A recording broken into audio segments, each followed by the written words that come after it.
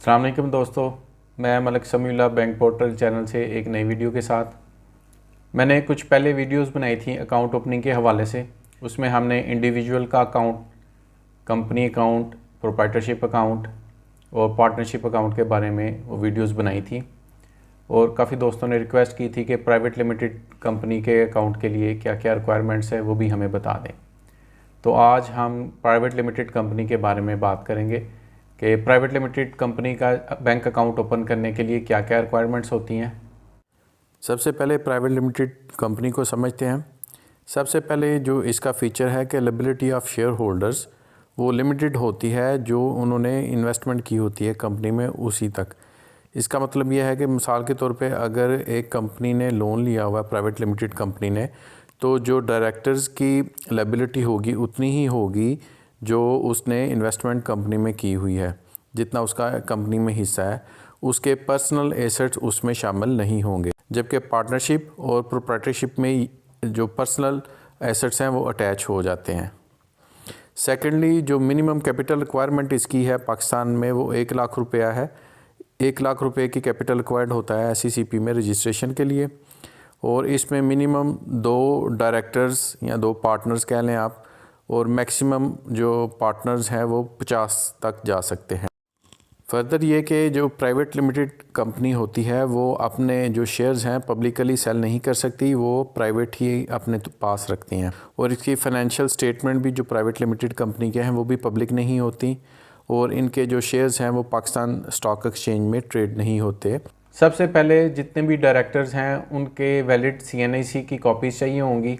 Valid CNIC से मुराद ये है कि उनके CNIC एक्सपायर ना हो। बोर्ड रेजोल्यूशन में कंपनी डायरेक्टर्स मिलकर ये रिजॉल्व करते हैं कि एक बैंक अकाउंट ओपन करना है, उसका टाइटल क्या होगा और उसको कौन कौन ऑपरेट करेगा। ये रिजॉल्व किया जाता है बोर्ड रेजोल्यूशन में। बोर्ड रेजोल्यूशन मैंडेटरी रिक्वायरमेंट है अकाउंट ओपन करने के लिए। कंपनी के डॉक्यूमेंट्स SECP से सर्टिफाइड वो चाहिए होते हैं अकाउंट ओपन करने के लिए, जिसमें memorandum of association, article of association, certificate of incorporation में डेट मेंशन होती है कि जिस डेट को कंपनी इनकॉर्पोरेट हुई, और एक यूनिक नंबर SECP की तरफ से अलॉट किया जाता है उस कंपनी को। Certificate of commencement of business अगर एप्लीकेबल हो तो वो भी चाहिए होगा। एनेक्जर 4 जो कि कंपनी एक्ट 2017 के मुताबिक इशू होता है वो चाहिए होगा। फॉर्म 29 जो कि इशू होता है under company ordinance 1984। Form 29 annexure 4 या फॉर्म A और फॉर्म D जहाँ पे एप्लीकेबल होगा वहाँ पे वो भी चाहिए होगा।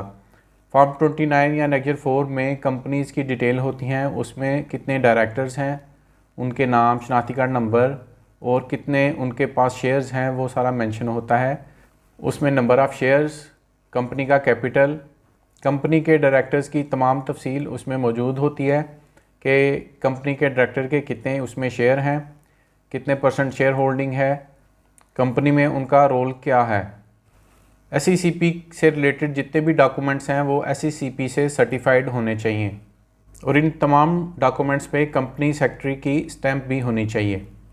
जो भी कंपनी का सेक्रेटरी नॉमिनेटेड है डॉक्यूमेंट्स में, उसके साइन स्टैंप भी इसके ऊपर चाहिए। कस्टमर इन्फॉर्मेशन फॉर्म चाहिए होगा तमाम डायरेक्टर्स का। कंपनी के लेटर हेड पे लिस्ट ऑफ डायरेक्टर्स, जितने भी डायरेक्टर्स हैं कंपनी के उनकी पूरी लिस्ट कंपनी के लेटर हेड पे चाहिए होगी। जितने भी अल्टीमेट बेनिफिशरी ओनर हैं उनका सोर्स ऑफ फंड चाहिए होगा, प्रूफ ऑफ इनकम। फिर रजिस्टर ऑफ बेनिफिशरी ओनर होता है कि जो भी बेनिफिशरी ओनर हैं इस कंपनी के उनकी डिटेल्स, उसमें उनका नाम, शनाख्ती कार्ड नंबर, उनका कंट्री, उनकी नेशनलिटी, कंट्री ऑफ स्टे, ये सारी डिटेल उसमें होगी। कंपनी में जो शेयर होल्डर्स हैं उनकी लिस्ट भी लेटर हेड पे चाहिए होगी कि वो कितने कितने उनके शेयर्स हैं और उनकी परसेंटेज कंपनी में कितनी बनती है। ये भी कंपनी के लेटर हेड पे आपने प्रोवाइड करने हैं बैंक में।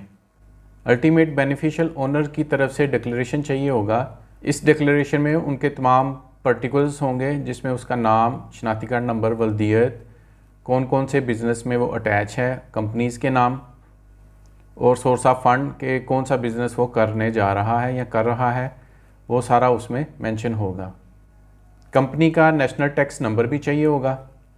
एक बात का ध्यान रखना है कि तमाम डॉक्यूमेंट्स में जो कंपनी का नाम है वो सेम होना चाहिए और रबर स्टैम्प भी उसी नाम की चाहिए होगी। यानी कि NTN पे जो SECP में आपके डॉक्यूमेंट्स हैं वो रबर स्टैम्प, लेटर हेड, सब पे कंपनी का नाम सेम होना चाहिए।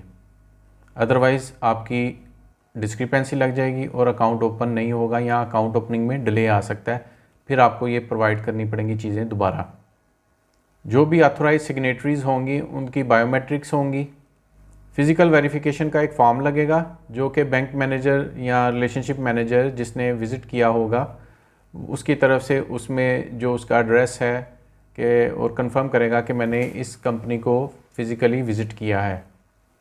उसमें कंपनी का एड्रेस, उनके फ़ोन नंबर्स वगैरह और किस डेट को विज़िट किया है, बैंक ऑफिसर के रिमार्क्स भी उसमें होंगे और साइन स्टैम्प करके वो भी साथ अटैच होगा आपके अकाउंट ओपनिंग फॉर्म के साथ।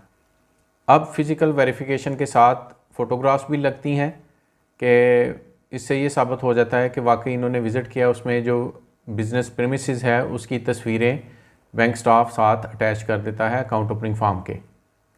ये तमाम डॉक्यूमेंट्स रिक्वायर होंगे अकाउंट ओपन करने के लिए प्राइवेट लिमिटेड कंपनी का। जब आप ये तमाम चीज़ें बैंक में प्रोवाइड करेंगे तो बैंक स्टाफ इन चीज़ों की बेस पे आपका अकाउंट ओपनिंग फॉर्म फिल हो जाएगा। 2 से 3 दिन के अंदर अंदर नॉर्मली प्राइवेट लिमिटेड कंपनी का अकाउंट लग जाता है अगर चीज़ें पूरी हों। अगर फर्दर कोई चीज़ रिक्वायर हो तो बैंक स्टाफ आपसे रब्ता करके वो भी मांग सकते हैं। उम्मीद है कि अब आपको प्राइवेट लिमिटेड कंपनी के अकाउंट में कोई प्रॉब्लम नहीं आएगी। मज़ीद इन्फॉर्मेटिव वीडियोस के लिए चैनल को सब्सक्राइब कर लीजिए। अगर आपको ये वीडियो पसंद आई तो इसको शेयर भी कर दीजिएगा। बहुत शुक्रिया। अल्लाह हाफिज़।